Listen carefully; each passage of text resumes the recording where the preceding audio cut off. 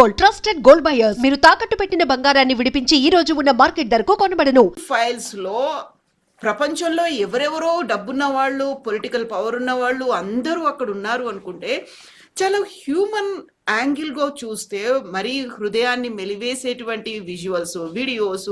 చిన్న పిల్లలండి, 3 years, 4 years, 5 years పిల్లలు, వాళ్ళకి ఎవరేంటో కూడా తెలియని కండిషన్లో ఆయనంటే పీడోఫైల్, బట్ మిగతా వాళ్ళు కూడా యూజ్ చేసుకున్నారు అంటే ఏ స్టేట్లో మనం ఉన్నాం, ఏ మైండ్ సెట్ మనకు ఉందండి అసలు? అంటే ఎప్స్టీన్ అనే అతను కిరాతకమైన పనులు చేశాడన్న విషయంలో ఎటువంటి అనుమానము ఉండే అవకాశం లేదు. 2008లో ఆయన ఒక మైనర్ బాలికని ప్రాస్టిట్యూషన్ కోసం సాలిసిట్ చేశాడు అని ఆయన కన్విక్ట్ చేసి 2008 నుండి ఆయన సెక్స్ ఆఫెండర్స్ రిజిస్టర్లో ఆయన పేరుంది. సో ఎటువంటి అనుమానం లేదు, పబ్లిక్గా తెలిసిన విషయం. సెక్స్ ఆఫెండర్స్ లిస్ట్లో ఉన్నది అని అంటే, రిజిస్టర్ అయి ఉన్నది అని అంటే పబ్లిక్ ఎవరైనా కూడా చూస్తే తెలుస్తుంది. ఇది సీక్రెట్గా జరిగిన ట్రయల్ కాదు. ఈయన చాలా పెద్ద పెద్ద వాళ్ళతో తిరిగిన వ్యక్తి కాబట్టి ఇతను చెడ్డవాడు అని నాకు తెలియదు అని దీపక్ చోప్రా లాంటి వాళ్ళు కానీ, భారతదేశంలో ప్రస్తుతం మినిస్టర్గా ఉన్న హర్దీప్ సింగ్ పూరి కానీ ఎవరూ చెప్పటానికి అవకాశం లేదు. అది అనిల్ అంబానీ కావచ్చు, లేకపోతే this big group of very big people including prince Andrew. అంటే ప్రస్తుతం యునైటెడ్ కింగ్డమ్కి రాజుగా ఉన్న చార్ల్స్ తమ్ముడు. అతని తల్లి బతికున్నప్పుడు, అంటే రాణిగారు ఉన్నప్పటి నుండి కూడా ఈ విషయాల గురించి పబ్లిక్గానే మాట్లాడుకునేవాళ్ళు. మనకి ఇప్పుడు ఆశ్చర్యం వేయాల్సింది మీరు అన్నట్టుగా ఇటువంటి వ్యక్తితో అసోసియేట్ అవ్వటానికి ఎవరు జంకలేదేంటి అన్నది. ఆఖరికి లెఫ్ట్ వింగ్ అంతా కూడా, లెఫ్ట్ థింకర్స్ కూడా, హ్యూమన్ రైట్స్ యాక్టివిస్టులు కూడా, చాలా గొప్పవాడని కీర్తించే నోమ్ చామ్స్కీ కూడా ఈయనతో టచ్లో ఉన్నాడు. అంటే ఆయనతో మాట్లాడుతుంటే ఆ నేరంలో భాగం అని కాదు, ఎగ్జాక్ట్లీ నేరస్తుడిని దూరం పెట్టలేదు అన్న నైతిక ఆగ్రహం. ఇప్పుడు నేరస్తుడు ఇంత ఘోరమైన నేరాలు చేశాడు, ఈ కీచకుడు, కిరాతకుడు ఆయన వ్యక్తిని తమ ఫ్రెండ్స్ సర్కిల్లో ఎంటర్టైన్ చేయటం ఏంటి అని. దాంట్లో ఈలాన్ మస్క్ ఉన్నాడు, దాంట్లో బిల్ క్లింటన్ ఉన్నాడు. ఎవరు లేరని చెప్పటం చాలా ఈజీ ఏమో. బిల్ గేట్స్ ఉన్నాడు. బిల్ గేట్స్ తన మ్యారేజ్ ఫెయిల్ అవ్వటానికి ఎప్స్టీన్ కారణం అని ఆయనని వదిలేసిన ఆయన భార్య, ఫార్మర్ వైఫ్, ఆవిడ కూడా చెప్పారు. Melinda, correct, Melinda gates. వీళ్ళందరూ కూడా ఈ ఎప్స్టీన్ ట్రాప్లో ఎట్లా పడ్డారు? ఎప్స్టీన్ అనే అతను ఒక పవర్ బ్రోకర్. ఎప్స్టీన్ అనే అతను ఒక సెక్షువల్ పర్వర్ట్. ఎప్స్టీన్ అనే అతను ఒక బ్రాతెల్ నడిపాడు. ఎప్స్టీన్ అనే అతను కొంతమందితో కలిసి ఒక సెక్స్ ట్రాఫికింగ్ నెట్వర్క్ నడిపాడు. ఇవన్నీ కూడా అతను బిలియనర్స్ యొక్క ఆస్తులని మేనేజ్ చేస్తూ, దాని నుండి కమిషన్లు పొందుతూ, వాళ్ళకి ఎక్కడ ఎలా ఇన్వెస్ట్ చేయాలో అడ్వైజులు ఇస్తూ, ఈ పవర్ బ్రోకింగ్ కారణంగా ప్రతి దేశం నుండి కూడా ఫైనాన్షియల్ ఇన్ఫర్మేషన్ గ్యాదర్ చేసుకుని, ఆ డెసిషన్స్, ఫైనాన్షియల్ డెసిషన్స్ వాటి మీద బేస్ చేసుకుని తన క్లయింట్స్కి లాభం, దాంట్లో తనకి కమిషన్లు. ఇట్లా అతను చనిపోయే నాటికి $600 మిలియన్ అతని ఆస్తి. దీనికి తోడ్పడింది ఒకప్పుడు అతని గర్ల్ ఫ్రెండ్ అయిన గిలెన్ మ్యాక్స్వెల్ అనే ఆవిడ. గిలెన్ మ్యాక్స్వెల్ తండ్రి చాలా ధనవంతుడు. యూకేలో mirror group, daily mirror, Macmillan publishing house మనందరం వినే ఉంటాము. ఆ మ్యాక్మిల్లన్ పబ్లిషింగ్ హౌస్ని కొనుక్కున్నాడు. ఒకప్పుడు $2 బిలియన్ వర్త్ ఆయన ఆస్తులు. కాకపోతే ఫైనాన్షియల్ స్కాండల్లో ఇరుక్కుపోయి ఎన్నో మోసాలు చేస్తున్నాడు అని బయటకు వస్తున్న టైంలో తన ఓడ మీద నుంచి పడిపోయి చనిపోయాడు అన్న రిపోర్ట్స్ వచ్చినాయి. నిజంగా యాక్సిడెంటల్గా పడిపోయాడా, బట్టలు లేకుండా తేలుతూ ఉన్నాడు నీళ్ళల్లో అతని శవం, నిజంగా యాక్సిడెంటల్గా చనిపోయాడా, లేదు తను ఇజ్రాయెల్కి కేజీబీకి, ఇది చాలా ఇంట్రెస్టింగ్ కనెక్షన్. రష్యా యొక్క సీక్రెట్ ఏజెన్సీ కేజీబీ, ఇజ్రాయెల్ యొక్క సీక్రెట్ ఏజెన్సీ మొసాద్, ఈ రెండిటికి కూడా ఒక ఏజెంట్గా పనిచేశాడు ఇతను. వారికి చేయాల్సిన సర్వీసెస్లో ఇతను ఎక్కడో తప్పు చేశాడా, వాళ్ళని మోసం చేసిన కారణంగా వాళ్ళు ఇతన్ని చంపేశారా అన్నది ఒక స్ట్రాంగ్ సస్పిషన్ అన్నది ఇప్పటికి కూడా సర్క్యులేట్ అవుతూనే ఉంది.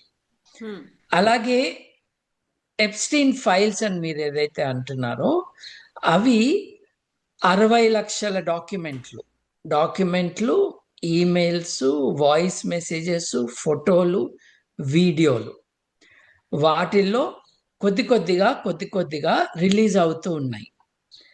ఇప్పటి వరకు ఒక 35 లక్షల డాక్యుమెంట్స్ రిలీజ్ అయినాయి. మిగతా అవుతావో లేదో తెలియనట్టుగా డిపార్ట్మెంట్ ఆఫ్ జస్టిస్ కొంచెం కన్ఫ్యూజింగ్గా స్టేట్మెంట్స్ ఇచ్చింది.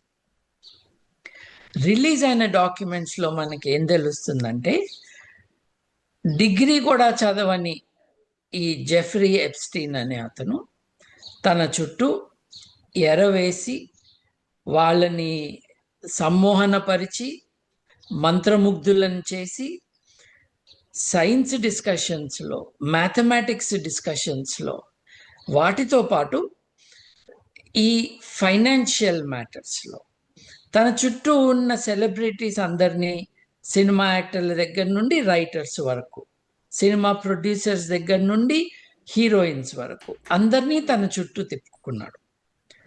ఈ తిప్పుకున్న వాళ్ళందరూ నేరస్తులు అనటం అన్యాయం. ఎందుకంటే సోషలైట్గా, అంటే ఒక పార్టీ పెట్టడము, దాంట్లో మందు పోయటము, అందరూ మెచ్చుకునేటట్టుగా ఫుడ్ అరేంజ్ చేయటము, తన ప్రైవేటు ద్వీపంలో హాలిడే అరేంజ్ చేయటము, ఇవన్నీ చేసినప్పుడు అట్రాక్ట్ అయ్యి వెళ్ళే వాళ్ళు ఉంటారు. ముఖ్యంగా ఆయన పైన, ఆయనతో ఉన్న వారి పైన అనుమానము, కోపము ఎక్కడొస్తుందంటే ఆ అమెరికన్ వర్జిన్ ఐలాండ్స్. ఇంట్రెస్టింగ్గా ఎర్లీ 1900s అంటే ఒక 100 సంవత్సరాలకు పూర్వం డెన్మార్క్ నుండి అమెరికా కొనుక్కున్న ద్వీపాలు అవి. ఈరోజు నాకు గ్రీన్లాండ్ అమ్మమని డెన్మార్క్ని డిమాండ్ చేస్తున్నారు కదా అమెరికా. సరిగ్గా 100 సంవత్సరాలు ప్లస్ సమ్ ఇయర్స్ ముందు డెన్మార్క్ నుండి అమెరికా ఏ ఐలాండ్స్ని అయితే కొన్నదో వాటిని ఇవాళ అమెరికన్ వర్జిన్ ఐలాండ్స్ అంటారు. వాటిల్లో ఒక ద్వీపాన్ని కొనుక్కున్నాడు ఇతను. కొనుక్కున్న తర్వాత అతను సెక్స్ ఒఫెండర్గా, అతని పేరు సెక్స్ ఒఫెండర్స్ రిజిస్ట్రీలోకి వచ్చిన తర్వాత అతనికి పక్కన ఉన్న ద్వీపాన్ని ఆ ఓనర్ అమ్మటానికి ఒప్పుకోకపోతే దుబాయ్లో ఎవరి ద్వారానో కొనిపించాడు. ఈ 2 ఐలాండ్స్ విలువనే ఒక $86 మిలియన్ ఉంటుంది. దాంట్లో ఒక సోఫిస్టికేటెడ్ బ్రాథల్ నడిపాడు. ఈ ఐలాండ్కి ఎవరు వెళ్ళారు? ఈలాన్ మస్క్ వెళ్ళాడా, లేదు కేవలం వెళ్ళటానికి ఉత్సాహం చూపించాడా? అతన్ని వేరే ఐలాండ్స్ ఓన్ చేసే వర్జిన్ ఎయిర్లైన్స్ ఏదైతే ఉందో, వర్జిన్ గ్రూప్ ఏదైతే ఉందో, వర్జిన్ మీడియా, రిచర్డ్ బ్రాన్సన్, యూకేలో ఒక గొప్ప ఆంటర్ప్రెనర్గా ఆయన్ని కీర్తిస్తారు. తన ఐలాండ్కి ఎప్స్టీన్ని రమ్మంటూ వస్తూ నీ జనాన్ని కూడా తీసుకురా అన్నాడు. ఈలాన్ మస్క్ కూడా అటువంటి భాషనే వాడాడు. మీరందరూ అక్కడ ఉంటారా, ఆడవాళ్ళందరూ ఉంటారా, మీ బిగ్ బ్లాస్ట్ అని రకరకాల భాషల్లో ఓపెన్ గా ఎక్స్ప్లిసిట్ గా రాయకపోయినా అక్కడ ఆడవాళ్ళు ఉంటారా అన్న ఐడియా మట్టుకు ఎక్స్ప్రెస్ చేశారు క్వశ్చన్ గా. Yeah. వీళ్ళందరూ ఎందుకు వెళ్ళారు అన్నది మనం ఊహించవచ్చు, కానీ రుజువులు లేకుండా వీరెవరి ప్రతిష్టకి మనం భంగం కలిగించకూడదు. కానీ ఒక నోన్ సెక్స్ అఫెండర్ చుట్టూ వీళ్ళందరూ తిరిగారన్నది మాత్రం అన్యాయం. కాబట్టి వీళ్ళందరి పట్ల మనకు అనుమానాలు వస్తాయి. గిలెన్ మ్యాక్స్వెల్ తండ్రి ఎట్లా అయితే మొసాద్కి కేజీబీకి ఏజెంట్గా ఉన్నాడు అన్నారో, అట్లాగే ఇతను జెఫ్రీ ఎప్స్టీన్ అనే అతను మొసాద్ తరపున కేజీబీ తరపున పనిచేశాడు అన్న మాటలు మనం వింటూనే ఉంటాం. ఆ ప్రాసెస్లో భారతీయ దౌత్యవేత్తల్ని కూడా అతను బుట్టలో వేసుకున్నాడని, కొంతమంది బాలీవుడ్ స్టార్స్ ఐశ్వర్యరాయ్ లాంటి వాళ్ళని కూడా కలిశాడు అని. కలవటము నేరం చేయటం ఒకటి కాదండి. ఒక పార్టీ ఏర్పాటు చేస్తున్నాను రండి అంటే వెళ్ళిన వాళ్ళు చాలా మంది ఉన్నారు. నిజానికి మీరా నాయర్, సలాం బాంబే డైరెక్టర్, ఆవిడ కూడా తన సినిమా రిలీజ్ తర్వాత ఆఫ్టర్ పార్టీ ఉంటే ఆయన ఆర్గనైజ్ చేస్తే వెళ్ళింది ఆ సినిమాకి ఫండ్ రైజింగ్ కోసం. ఇతని మెథడ్ ఏంటంటే, మేధావులు, కాస్త తెలివి తక్కువ మేధావులు, లేదు ఆర్టిస్టులు, సినిమా వాళ్ళు, పబ్లిక్ పర్సనాలిటీస్, రాజకీయ నాయకులు, వీళ్ళందరినీ తన చుట్టూ తిప్పుకోవటానికి పార్టీలు అన్ని సెక్స్ పార్టీలు అనటానికి వీల్లేదు, పార్టీలు ఆర్గనైజ్ చేసి వాళ్ళని అందరినీ అబ్బురపడేటట్టుగా చేసి, తన పవర్ బ్రోకరింగ్ కారణంగా నేను ఫలానా ప్రధానమంత్రిని, ఫలానా ప్రెసిడెంట్ని నేను ఫోన్ చేసి కాంటాక్ట్ చేయగలను, కావాలంటే మీకు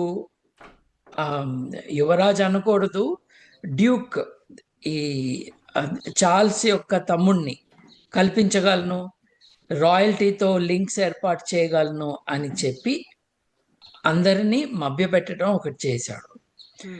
కొన్ని పనులు చేయగలిగాడు కూడా. బిల్ గేట్స్ని రప్పించి మనము గ్లోబల్ ఈ సైన్స్ ఛాలెంజెస్లో ఉపద్రవాలు ఎట్లా అయితే పాండమిక్లు వస్తే ఏం చేయాలి అన్నది బిల్ గేట్స్ యొక్క ఫౌండేషన్ ఆబ్జెక్టివ్ కూడా ఫర్ ఎ లాంగ్ టైం. మానవాళి ప్రిపేర్ అయి ఉండాలి. వైరల్ అటాక్స్ వస్తే పాండమిక్స్ నుంచి మానవాళిని ఎలా రక్షించాలి.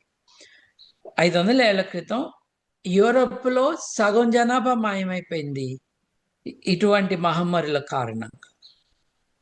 యూరోప్లో ప్రతి కొన్ని వందల సంవత్సరాలకి ఓ పెద్ద మహమ్మారి రావటం, స్పానిష్ ఫ్లూ అన్నది ఒక 100 సంవత్సరాలకి పూర్వం రావటం, యూరోప్ పాపులేషన్ అట్లా తుడిచిపెట్టుకుపోవటం, 10% 20% మంది చనిపోవటం, ఇవన్నీ జరుగుతూ ఉన్నాయి.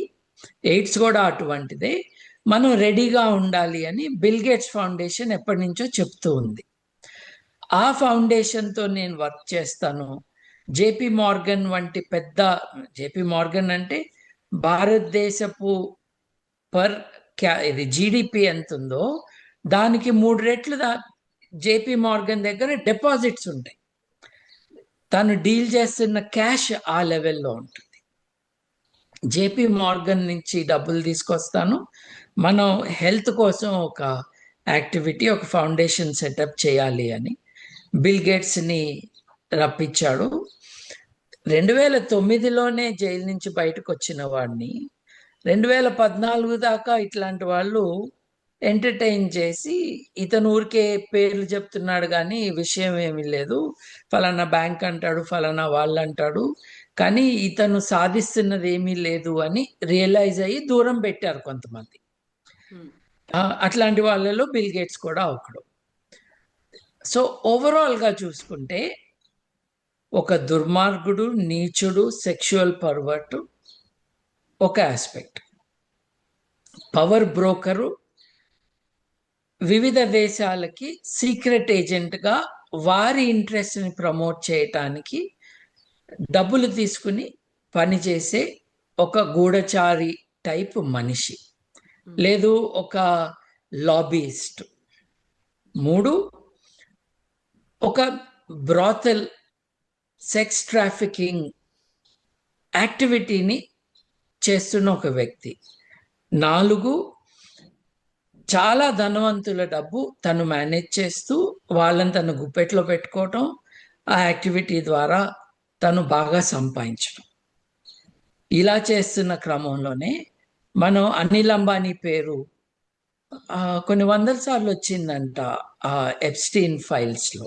అంటే ఇప్పుడు నేను చెప్పిన ఈ 35 లక్షల డాక్యుమెంట్స్లో కొన్ని వందల సార్లు, చాలా మంది పెద్దవాళ్ళ పేర్లు చాలా సార్లు వచ్చినాయి. బట్ ఇట్ మీన్స్ నథింగ్ అండి. ఒక చెడ్డవాడు నేమ్ డ్రాపింగ్లో రకరకాల పేర్లు వాడాడు కూడా. అంత మాత్రాన వీళ్ళు కంప్లీట్లీ ఇన్నోసెంట్ కాదు. ఇన్నోసెంట్ ఆఫ్ సెక్షువల్ క్రైమ్స్ అయి ఉండొచ్చు, కానీ ఇతను ఈ పవర్ బ్రోకింగ్లో భాగంగా ఫలానా ప్రధానమంత్రిని, ఫలానా ప్రెసిడెంట్ని నేను ఇన్ఫ్లుయెన్స్ చేశాను కాబట్టి ఇజ్రాయెల్కి మంచి జరుగుతుంది, చూస్తూ ఉండండి అని ఈ బోస్టింగ్ చేయటం, అతను చెప్పినవి చాలా జరగటం అన్నది మనం చూస్తున్నాం. ఎగ్జాక్ట్లీ అండి. పీడోఫైల్స్ మామూలుగా చిన్నపిల్లలు అంటే మైనారిటీయో లేకుంటే టీనేజర్లో అనుకుంటాము. అలా కాకుండా దాన్ని కొనుక్కున్నటువంటి ఐలాండ్కే పీడోఫైల్ ఐలాండ్ అనేటువంటి ఒక పేరు కూడా పడిపోవడం అంటే అక్కడ ఎలాంటి దుర్మార్గాలు జరిగాయి అనేది. సో అంత వాటికి అలవాటు పడిపోయారా, అడిక్ట్ అయిపోయారా? ఇంతమంది కూడా రెగ్యులర్గా వెళ్ళేవారు. చిన్నపిల్లలు ఉన్నారా అని కూడా అడిగి తెలుసుకొని మరి వెళ్ళడానికి ఇంట్రెస్ట్ చూపించారు అంటే కేవలం అక్కడ ఉన్నటువంటి జెఫ్రీ ఎప్స్టీన్ ఎవరైతే ఆర్గనైజ్ చేశారో ఆయన మీద మాత్రమే కాదు, వీళ్ళందరి మీద కూడా క్వశ్చన్ అనేది కనిపిస్తోంది. వాళ్ళని కూడా కల్ప్రిట్స్గా చేయాల్సిన అవసరం ఉంది. వందల మంది చిన్న పిల్లలు చనిపోయారు, వాళ్ళు అదృశ్యం అయిపోయారు, ఎక్కడికి వెళ్ళిపోయారో తెలియదు. చాలా మందికి ఇప్పటికీ ట్రమాటిక్గా వాళ్ళు ఉన్నారు, పెద్దవాళ్ళు అయినప్పటికీ కూడా అనేది ఉంది. వీటన్నిటికీ సంబంధించి బయటకు వస్తాయంటారా ఈ మిస్టరీస్ అన్ని? చూడాలండి. ఇప్పుడు తప్పకుండా చాలా బయటకు వచ్చినాయి. ఇప్పుడు అమెరికా ప్రస్తుత ప్రెసిడెంట్ ట్రంప్ చాలా కష్టపడ్డాడు ఈ డాక్యుమెంట్స్ బయటికి రాకుండా ఉండాలని. అసలు తను ఎలక్షన్ క్యాంపెయినింగ్లో ఎవరో కాపాడుతున్నారు ఎప్స్టీన్ చుట్టూ ఉన్న వాళ్ళని అని. ట్రంప్ అంతకుముందు ప్రెసిడెంట్గా ఉన్నప్పుడే జైల్లో ఉన్న ఎప్స్టీన్ను చాలామంది హత్య చేశారంటారు. ప్రభుత్వం అయితే అతను సూసైడ్ చేసుకున్నాడు అని చెప్తుంది. అది ఎలా జరిగింది? 2008లో మైనర్ బాలికలతో అతని మిస్బిహేవియరు, మైనర్లని ప్రాస్టిట్యూషన్లోకి దింపుతున్నాడు అన్న అభియోగాల పైన అతన్ని అరెస్ట్ చేసినప్పుడు నేరాన్ని ఒప్పుకున్నాడు. నేరం ఒప్పుకున్నప్పుడు చాలా ఆశ్చర్యకరం, అతను ప్లీ బార్గెయిన్ అంటారు అమెరికాలో. మీరు ప్రభుత్వానికి, ప్రాసిక్యూషన్కి నేను ఒప్పుకుంటాను, నాకు శిక్ష ఎంత తక్కువ వేస్తారు అని అడుగుతారు. ఎటువంటి శిక్ష వేస్తారు అని అడుగుతారు. ఎందుకంటే మీరు నేనేమి తప్పు చేయలేదు అని అంటే అది నిరూపించటానికి జ్యూరీని ఎస్టాబ్లిష్ చేయాలి, చాలా తతంగం ఉంటుంది, ఖర్చు అవుతుంది, విషయం తేలకుండా చాలా కాలం నడుస్తుంది. కాబట్టి ఇతను ప్లీ బార్గెన్లో అవును నేను ఈ పని చేశాను, ఈ తప్పు చేశాను, ఇది నేను ఎప్పుడు ఒప్పుకుంటానంటే నాతో పాటు ఉన్న ఎవరిని కూడా మీరు ఇంటర్వ్యూ కానీ ఇంటరాగేట్ కానీ చేయకూడదు. మొదటి ఇన్వాల్వ్ చేయకండి వాళ్ళని ఎవరిని ఇన్వెస్టిగేషన్లో. రెండవది, నాకు వర్క్ రిలీజ్ ఇవ్వండి. వర్క్ రిలీజ్ అంటే ఇతన్ని అరెస్ట్ చేస్తారు, ఇతనికి ప్రిజన్ సెంటెన్స్ పడుతుంది. ఇతనికి యాక్చువల్లీ 18 నెలలు ప్రిజన్ సెంటెన్స్ పడింది. ఈ 18 నెలల పాటు పొద్దున్నుంచి సాయంత్రం వరకు 12 గంటల పాటు నన్ను ప్రిజన్ బయటకు వెళ్ళేటట్టుగా నాకు పర్మిషన్ ఇవ్వండి, నేను పని చేసుకుంటాను. సో 18 నెలల్లో గుడ్ బిహేవియర్ అని 13 నెలలకే వదిలేశారు. ఈ 13 నెలలు నిద్ర లేచి అతను ఆఫీస్కి వెళ్ళి రాత్రికి మళ్ళీ జైలుకి చేరుకునేవాడు. ఓపెన్ ఎయిర్ ప్రిజన్ కంటే కూడా బాగుంది ఇది. ఇట్లా 13 నెలలు అతను అక్కడ ఉన్నాడు. ఈ బార్గెనింగ్ అంతా కూడా సౌత్లో జరిగింది. న్యూయార్క్లో 2018-19లో ఈ విషయం మీద ఒక అనుమానం వచ్చింది అక్కడ ప్రాసిక్యూటర్లకి. ఇది ఫెడరల్ ఒఫెన్స్ కదా, ఆయన అక్కడేదో డీల్ చేసుకున్నాడు, దాన్ని తిరగతోడొచ్చు అనుకుంటా మనము అని న్యూయార్క్ సదర్న్ డిస్ట్రిక్ట్ వారు ఈ కేసును మళ్ళీ రీస్టార్ట్ చేశారు. చేసిన కారణంగా అరెస్ట్ అయ్యాడు. అరెస్ట్ అయ్యి లోపల ఉన్నాడు. ఇది వర్క్ రిలీజ్ కాదు, అరెస్ట్ అయ్యి లోపలే ఉన్నాడు. అలా లోపల ఉన్న వాడిని అతని సైకలాజికల్ ప్రొఫైలింగ్ చేయాలి అని, నువ్వు ఎవరివి, నీ భావాలేంటి, నీ మైండ్లో సూసైడ్ ఏమైనా ఉందా అని ప్రశ్నలు వేస్తే, నేను జూయిష్ పర్సన్, యూదుడిని, మా మతంలో ఆత్మహత్య అన్నది, బలవన్మరణం అన్నది ఉండదు, అది ప్రొహిబిటెడ్, కాబట్టి నేను అటువంటిది ఏం చేసుకోను అన్న కొద్ది కాలానికి అతని శవం కనిపించింది, ఉరేసుకుని చనిపోయాడు అని అన్నారు. అతని తమ్ముడితో సహా ఎలా సాధ్యమో ఆ వీడియో ఫుటేజ్ చూపియండి అని అన్నారు. వీడియో ఫుటేజ్ ఎంతవరకు చూపించగలరు? అతను ఏ సెల్లో అయితే ఉన్నాడో ఆ సెల్లోకి ఎవరైనా వచ్చారా, సెల్ బయటకు ఎవరైనా వెళ్ళారా. ఇతని శవం కనిపించిన ఉదయం అప్పటికి 12 గంటల ముందు ఏం జరిగిందని వీడియో చూస్తూ ఉంటే, అర్ధరాత్రికి ముందు ఒక 2 నిమిషాలు 3 నిమిషాలు ఫుటేజ్ లేదు. ఫుటేజ్ ఎందుకు లేదు అని అంటే, ప్రిజన్లో ప్రతిరోజు అర్ధరాత్రి ఒక కెమెరా ఆఫ్ అయ్యి ఇంకో కెమెరా ఆన్ అవుతుంది కాబట్టి ఒక 3 నిమిషాలు 4 నిమిషాలు వాట్ ఎవర్ దట్ ఈస్ అక్కడ బ్లాంక్గా ఉంది అని ప్రిజన్ అథారిటీస్ చెప్పారు. అలా అయితే అంతకు ముందు రోజు కానీ తర్వాత రోజు కానీ అట్లా అయిందా అని అడిగితే సమాధానం లేదు. సో అనుమానాస్పద పరిస్థితుల్లోనే ఇతను చనిపోయాడు అన్నది మోస్ట్ పీపుల్స్ కన్క్లూషన్. అప్పుడు అధ్యక్షుడు ఎవరు? ఈయన. ఈ విషయాలు బయటికి రాకుండా చేశారు. ఈ విషయాలు బయటకు వస్తే ఎవరెవరి పేర్లు బయటకు వస్తాయో తెలియదు కాబట్టి భయపడి ఇన్ఫ్లుయెన్స్ ఉన్నవారు ఇతన్ని లేపేయించారు ప్రిజన్లో అన్నది ఒక conclusion, but not founded by evidence. It's a suspicion. ఈ సర్కమ్స్టాన్సెస్లో అలా అయి ఉండొచ్చు అని అనుకోవటం. ఈ ప్రాసెస్లో డాక్యుమెంట్స్ ఏవి కూడా బయటికి రాకూడదు అని కోర్టు చెప్పింది. ఎందుకు? ఈ డాక్యుమెంట్స్లో విక్టిమ్స్ పేర్లు ఉన్నాయి. ఇప్పుడు మన దేశంలో నిర్భయ అంటాం, నిజంగా ఆ అమ్మాయి పేరు నిర్భయ కాదు, కానీ విక్టిమ్ యొక్క పేరు చెప్పకూడదు. అట్లీస్ట్ బతికి ఉన్న విక్టిమ్ పేరు చెప్పకూడదు. ఆ విక్టిమ్ యొక్క సమ్మతి కానీ ఆ విక్టిమ్ ఆన్ దేర్ ఓన్ వచ్చి చెప్పటం వేరు. ఈ లా ఎన్ఫోర్స్మెంట్ కానీ జర్నలిస్టులు కానీ ఎవరు పేర్లు చెప్పకూడదు. సో ఈ డాక్యుమెంట్స్లో విక్టిమ్స్ పేర్లు ఉన్నాయి, చెప్పొద్దు అని కోర్టు చెప్పింది. ఇది జరుగుతున్న క్రమంలో గ్విఫ్రే, GUIFFRE అనే ఒక ఆవిడ, ఆస్ట్రేలియన్ లేడీ, పాపము చిన్న పిల్లగా ట్రంప్ యొక్క మారాలాగో రిసార్ట్లో పనిచేస్తున్న అమ్మాయిని ట్రంప్ మిత్రుడైన, అప్పటి ట్రంప్ మిత్రుడైన జెఫ్రీ ఎప్స్టైన్ నా దగ్గర పనిచేయటానికి తీసుకెళ్తాను అని ఆవిడని తన పనిలో పెట్టుకున్నాడు. తను బ్రిటన్ రాణిగారి కొడుకు ఆండ్రూని ఈవిడకి పరిచయం చేశాడు. ఈ అమ్మాయితో అతను ఆండ్రూకి ఫోటోలు ఉన్నాయి. ఈ అమ్మాయి కొద్ది కాలం అయినాక తన కథ బయట పెట్టింది, తన గోడు వెళ్ళబుచ్చుకుంది. చిన్నప్పుడు తనని ట్రంప్ దగ్గర ఉద్యోగం చేస్తూ ఉన్నప్పుడు తనని తీసుకువెళ్ళి తన దగ్గర పెట్టుకున్నాడు. గిలెయిన్ మ్యాక్స్వెల్ తన అప్పటి గర్ల్ ఫ్రెండు, జెఫ్రీ ఎప్స్టీను తనని చెరిచారని, తనని లైంగికంగా వేధించారని, ఇతరులకు అప్పచెప్పారని, లైంగికంగా వాడుకోవటానికి. ఆ క్రమంలోనే తనకి ఇంకా మైనారిటీ తీరలేదు. సెక్షువల్ యాక్టివిటీకి, సెక్షువల్ కన్సెంట్కి రావాల్సిన ఏజ్ కంటే ముందే తనని ప్రిన్స్ ఆండ్రూకి అప్పచెప్పారని, ప్రిన్స్ ఆండ్రూ తనని చెరిచాడని, ఈ విషయాలన్నీ ఆవిడ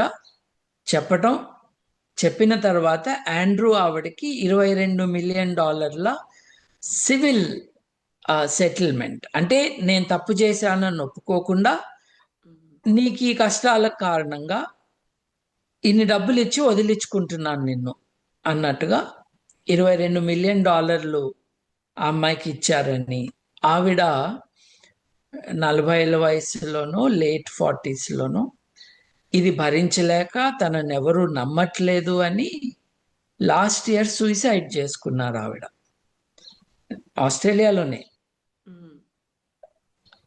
నా ఒక ప్రశ్న ఏంటంటే, 16 ఏళ్ళు నిండని 18 ఏళ్ళు నిండని ఈ చిన్న పిల్లల్ని, ఆడపిల్లల్ని వాళ్ళ తల్లిదండ్రులు ఎట్లా పంపించారు వీళ్ళ దగ్గరికి? ఇప్పుడు వాళ్ళు సొంతంగా వెళ్ళలేదు కదా, ఆ కన్సెంట్ వాళ్ళకి ఆ ఏజ్ లేదు కదా, they are not eligible to give consent for sexual activity. అసలు 16 ఏళ్ళు దేశం బట్టి 16 ఏళ్ళు 18 ఏళ్ళ వరకు తమ తల్లిదండ్రుల రక్షణలో పెరగాల్సిన పిల్లలు వాళ్ళు వీళ్ళ చేతిలోకి ఎలా చిక్కారు? ఆ తల్లిదండ్రులు ఏమీ ఎందుకు మాట్లాడలేదు? దానికి ఆన్సర్గా ఏం చెప్పారంటే, ఇలా జరుగుతుందని ఎవరికైనా నువ్వు చెప్తే నిన్ను ఈ గోల్ఫ్ కోర్సులో ఆ 9 హోల్ 16 హోల్ గోల్ఫ్ కోర్సెస్ ఏవైతే ఉంటాయో ఫలానా హోల్ దగ్గర నువ్వు ఫర్టిలైజర్ అయితే వెళ్తావు, నీ శవం అక్కడ ఉంటుంది అని. మీ అమ్మని, మీ నాన్నని, మీ చెల్లిని, మీ తమ్ముడిని లేపేస్తాం ఎవరితో అయినా మాట్లాడితే కూడా ఈ విషయాలని చెప్పి వాళ్ళని సెక్షువల్ స్లేవరీలో దింపారు అని చెప్తూ ఉన్నారు.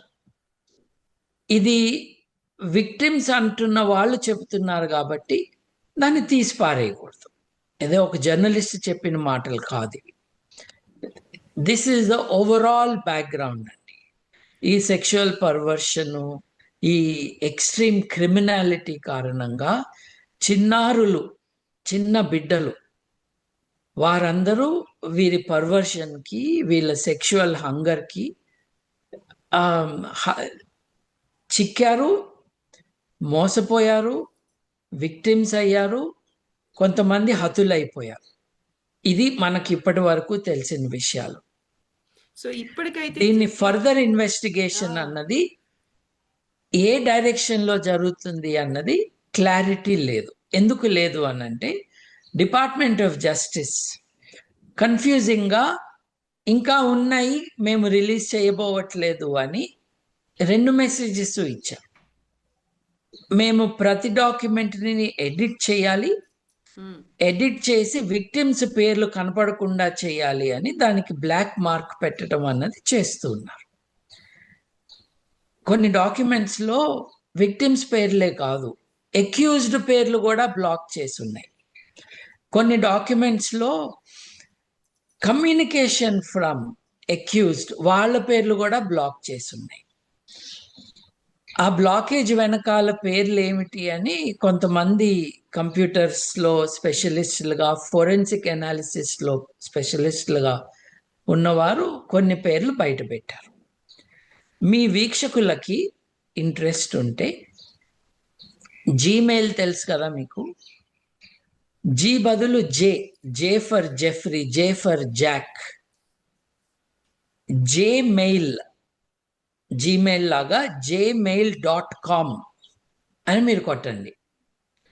ఇది అమెరికాలో బేస్ అయిన కొంతమంది కంప్యూటర్ స్పెషలిస్టులు జెఫ్రీ ఎప్స్టైన్ యొక్క జీమెయిల్ కమ్యూనికేషన్స్ ఏవైతే డిపార్ట్మెంట్ ఆఫ్ జస్టిస్ పబ్లిక్ చేసిందో, ఇది హ్యాకింగు, దొంగతనము, ప్రైవసీ అని కాదు, ప్రభుత్వం ఏవైతే తన వెబ్సైట్లో పెట్టిందో అవి యాక్సెస్ ఈజీగా లేదు. ఏదైనా తెలుసుకోవాలని అంటే తెలియట్లేదు. 35 లక్షల డాక్యుమెంట్స్ ఎవరు చూడగలరు? కాబట్టి దాంట్లో ఈమెయిల్స్ని జీమెయిల్ క్లోన్గా, అంటే చూస్తే జీమెయిల్ లాగా ఉండేటట్టుగా కొంతమంది కంప్యూటర్ స్పెషలిస్టులు క్రియేట్ చేశారు. ఎవరైనా సరే gmail.com అని కొడితే ఒక జీమెయిల్ లాంటి అకౌంట్ తెలుస్తుంది, మీకు ఓపెన్ అవుతుంది. You are viewing this as if you are Jeffrey Epstein అని మీకు నోటీస్ వస్తుంది. మీరు ఆ డాక్యుమెంట్స్ చూడొచ్చు, దాంట్లో సెర్చ్ చేయొచ్చు. మీరు అనుమానపడుతున్న దేశాల యొక్క అధిపతులు, రాజులు, రాష్ట్రపతులు, ప్రధానమంత్రులు, మినిస్టర్లు, అంబాసిడర్లు, వాళ్ళ పేర్లు కొట్టి సెర్చ్ కొడితే ఎన్నిసార్లు వాటిల్లో వచ్చినాయో మీకు కనిపిస్తాయి. ఎన్నిసార్లు వచ్చినాయనంటే అన్నిసార్లు వాళ్ళ పేర్లు వీళ్ళు చెప్పారని, వాళ్ళు నేరాలు చేశారంటానికి ఇది రుజువు కాదు. ఎగ్జాక్ట్లీ. కాకపోతే అబ్బే నాకు అంత కనెక్షన్ ఏమీ లేదు అని కొంతమంది చెప్పారు. ఆయన నన్ను ఐలాండ్కి సెయింట్ జేమ్స్ ఐలాండ్, అది సెయింట్ జేమ్స్ ఐలాండ్కి రమ్మంటే నేను రాను అని చెప్పాను అని కొంతమంది బుకాయించారు. మొన్న ఈ 30 లక్షల, అంటే మొత్తం 35 లక్షలు ఇప్పటి వరకు డాక్యుమెంట్స్, 30 లక్షల డాక్యుమెంట్స్ మొన్న రిలీజ్ అయితే అంతకు ముందు కాదు అన్న వాళ్ళు అబద్ధం చెప్పారని ఇప్పుడు తెలుస్తుంది. నన్ను చాలాసార్లు రమ్మన్నాడు, నేనే వెళ్ళలేదు అని మస్క్ అన్నాడు. నాకు ఇంట్రెస్ట్ లేదని చెప్పాను అని మస్క్ అన్నాడు. ఇప్పుడు చూస్తున్న ఏమిటి అని అంటే, నేను ఎప్పుడు రావచ్చు అని అడిగాడు. ఈయన అడిగాడు నేను ఎప్పుడు రావాలి, కానీ వెళ్ళలేదు అనుకుంటా. ఎప్పుడు రావాలి అన్న మాత్రమే అడిగాడు. అంటే అబద్ధం మటుకు చెప్పాడని తెలుస్తుంది మనకి. దీపక్ చోప్రా లాంటి వాడు ఇతనితో కనెక్ట్లో ఉన్నాడు. ఆధ్యాత్మికత, భారతీయ జ్ఞాన సంపద, వీటన్నిటి గురించి మాట్లాడుతూ అమెరికాలో వీరమాచినేని రోల్ ప్లే చేస్తూ అందరినీ బుట్టలో వేసుకుని అందరినీ తప్పుదారి పట్టిస్తున్నవాడు ఈ ఇమేజ్లో దొరికాడు. ఇట్లా మనం చాలా మందిని ఈ ఈమెయిల్స్ ద్వారా పట్టుకోవచ్చు, దొరుకుతారు. ఎందుకంటే పేర్లు ఉన్నాయి. కాకపోతే ఎవరినైనా అక్యూజ్ చేసే ముందు ఆ ఈమెయిల్లో వాళ్ళు ఏమంటున్నారో కూడా చూడాలి.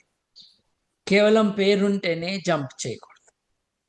ఇంకోటి, కొంతమంది కుతంత్రంగా, దురుద్దేశపూర్వకంగా నువ్వు మా నేతల పేర్లు ఉన్నాయని చెప్పావు కాబట్టి రాహుల్ గాంధీ పేరు కూడా ఉంది అని చెప్పారు. అది అబద్ధం. రాహుల్ గాంధీ పేరు లేదు, కానీ ఉన్నది అని మాధ్యమాలను మిస్యూజ్ చేసుకుంటూ అబద్ధాలు చెప్పే బ్యాచ్ మనకు ఉన్నది. వాళ్ళు ఆ పనులు చేస్తున్నారు.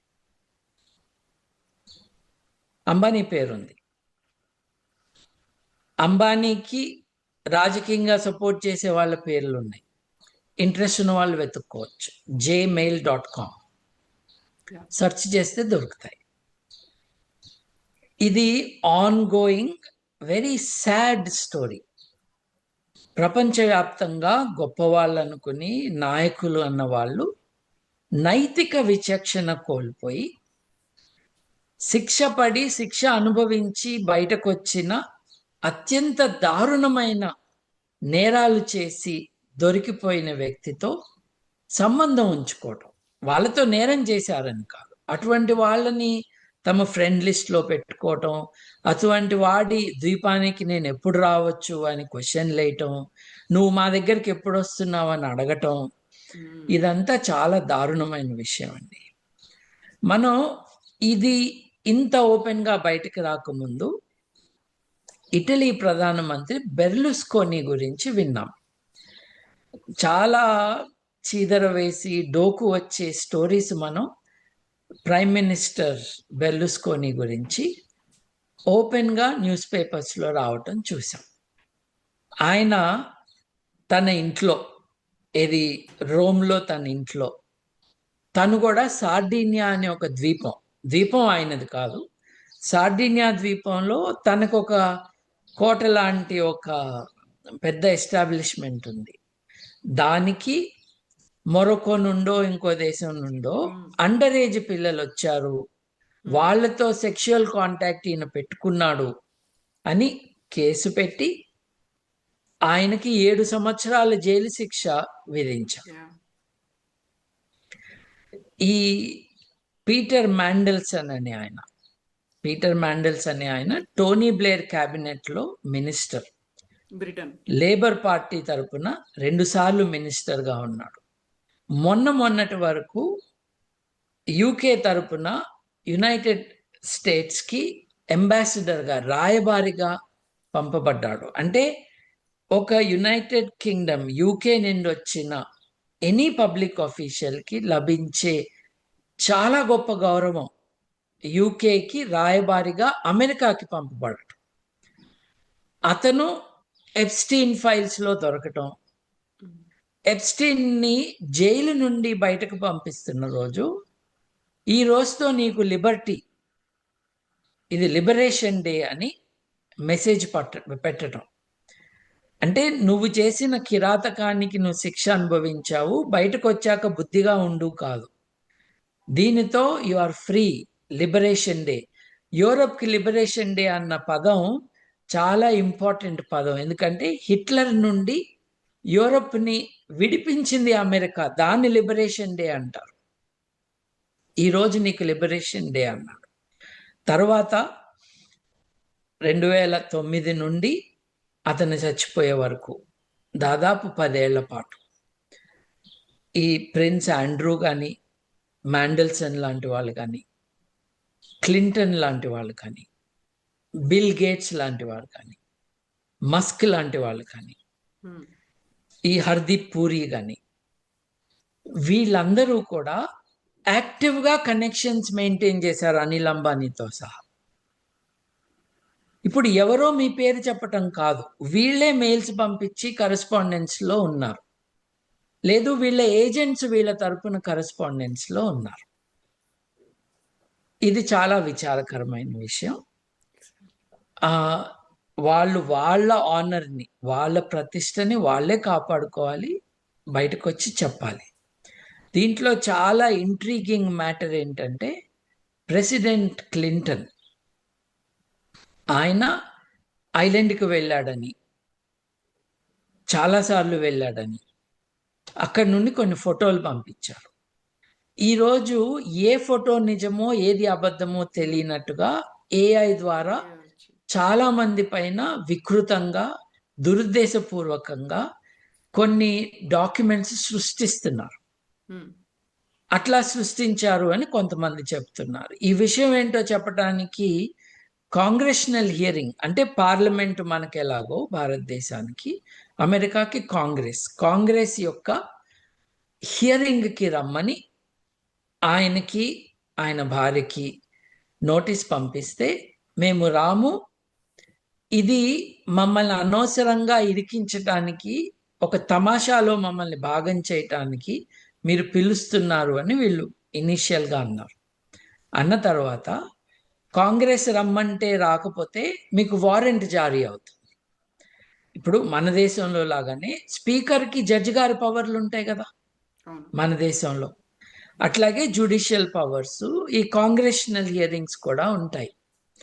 వారెంట్ ఇష్యూ చేసి వాళ్ళని అరెస్ట్ చేసి తప్పించవచ్చు. అలా చేయబోతున్నారు అని ఇప్పుడు మేము వస్తున్నాములే అని వీళ్ళు ఇన్ఫర్మేషన్ ఇచ్చారు. ఇదంతా కూడా డెమోక్రాట్ పార్టీ లీడర్సు, ఇంతకు ముందు ప్రెసిడెంట్లుగా ఉన్న వాళ్ళందరినీ ఇరికించటానికి దురుద్దేశంతో చేసిన పనులు అని వాళ్ళ అబ్జెక్షన్. ఏ సైడ్ ఉన్నా కూడా ఎంతో దారుణంగా జరిగిన ఈ నేరాలు ఏవైతే ఉన్నాయో వాటిల్లో భాగం పంచుకున్నది 2 పార్టీల వాళ్ళని అర్థమవుతుంది. ఈ very big rich industrialist, capitalist, fund managers, politicians దీంట్లో ఉన్నారని అర్థమవుతుంది. మగవాళ్లే కాదు, ఆడవాళ్ళు కూడా ఇన్వాల్వ్ అయి ఉన్నారు అని మనకు అర్థమవుతుంది. So this is big next. డోకొచ్చి గుండె తరుక్కుపోయే కథనాల వెనక ఈ అగ్లీ రియాలిటీ ఉంది. నేను ఇప్పుడు మీకు హింట్గా ఏవైతే చెప్పామో, ఎవరికి ఇంట్రెస్ట్ ఉన్నా gmail.comకి వెళ్ళి ఓపికగా చదువుకోవచ్చు. కొన్నేమో చాలా ఇన్నోసెంట్ మెసేజ్లు. మీరు యంగ్ గర్ల్స్ అని సెర్చ్ చేస్తేనో, లేకపోతే సిమిలర్ వర్డ్స్, మీ అభిమాన రాజకీయ నాయకుడి పేరో దాంట్లో వేసి సెర్చ్ చేస్తే ఆ మెన్షన్స్ ఉంటే అవి వస్తాయి రిజల్ట్స్.